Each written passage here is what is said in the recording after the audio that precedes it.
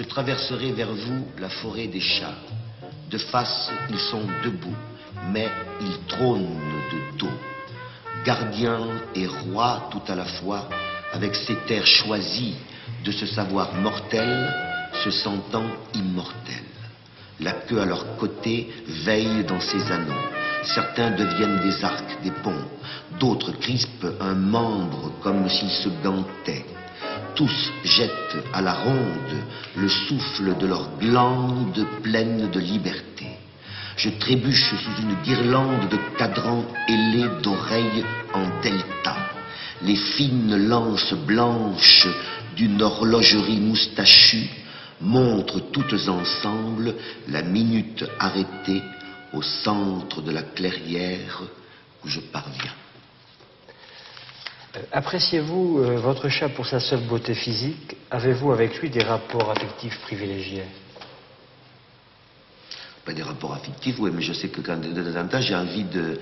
D'abord, moi, il me fait penser son visage à un visage de rose.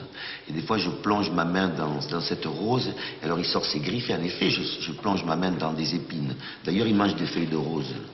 Et non, je l'admire avec un mélange de sensualité très forte, et un besoin de l'embrasser comme la beauté elle-même. Mais je n'insiste pas parce que je connais son indépendance et sa grandiose liberté. Chaque fois que j'ai affaire aux souris, j'ai envie de donner ma langue au chat. Les souris, vous le savez, je les chéris, je les adore, mais dès que j'avance la patte, patatras. La dernière en date qui m'est souris, elle était rose comme la fleur du péché. Aussi sec j'y vais de mon pot pourri. Miaou, j'y ronronne un couplet bien toussé. Pas tricher. Viens, c'est batte sous ma patte. Ah, mais qu'est-ce que j'avais pas fait là? Elle sort ses griffes, ramène pas ta fraise, ramina grosse bite. Ramina quoi? Les chats traversent l'œuvre de Baudelaire. Ce sont des animaux donc d'une grande beauté qui ont toujours fasciné certains poètes. Mais jamais je n'avais pensé avoir moi-même un chat. Et puis finalement on a eu cet abyssin. On a cherché un nom. Il avait un nom d'ailleurs sur son pédigré, mais que j'aimais pas beaucoup. Et puis finalement on l'appelait le chat, parce que ce chat, c'est le plus ancien des chats, c'est le chat, quoi. Vous qui êtes passionné par le langage, par les mots, par le jeu avec les mots, pensez-vous que le jazz, par exemple, a un lien avec les animaux? Le jazz? Ouais. Ben, le jazz et les animaux, par exemple, le jazz, en effet, j'entends une très belle musique de Miles Davis quand je vois mon abyssin bouger.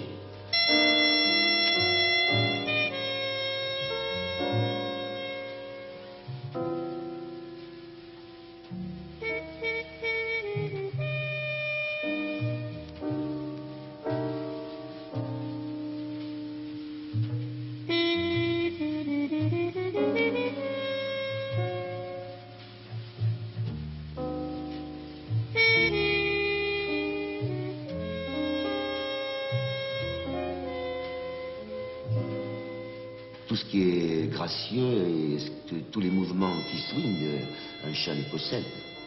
Vous l'avez perdu. Je l'ai perdu 2 fois, mais grâce à mes appels et aux échos qu'ils ont eus, je l'ai retrouvé 36 heures après. Il m'a été rapporté par des employés de la voirie. Il était assez chiffonné. Enfin, il a mis quelques jours à s'en remettre. Mais j'étais vraiment bien content. Et vous, comment ça s'est passé lorsque vous êtes aperçu que vous l'avez perdu? Eh bien, parce que j'avais fait un peu festoyer dans la nuit, j'avais raccompagné des amis sur le pas de la porte, et la porte était entrebâillée pendant les dernières embrassades. Et puis le chat, hop, il est parti dans la nuit. Et le lendemain, il y avait mes parents qui étaient là, qui avaient entendu les échos de la fête et qui faisaient une gueule. Ma mère, elle me dit, il n'y a plus de chat, le chat est parti. Alors, catastrophe. Le châtiment. Le châtiment. Oui, des jeux de mots que vous affectionnez.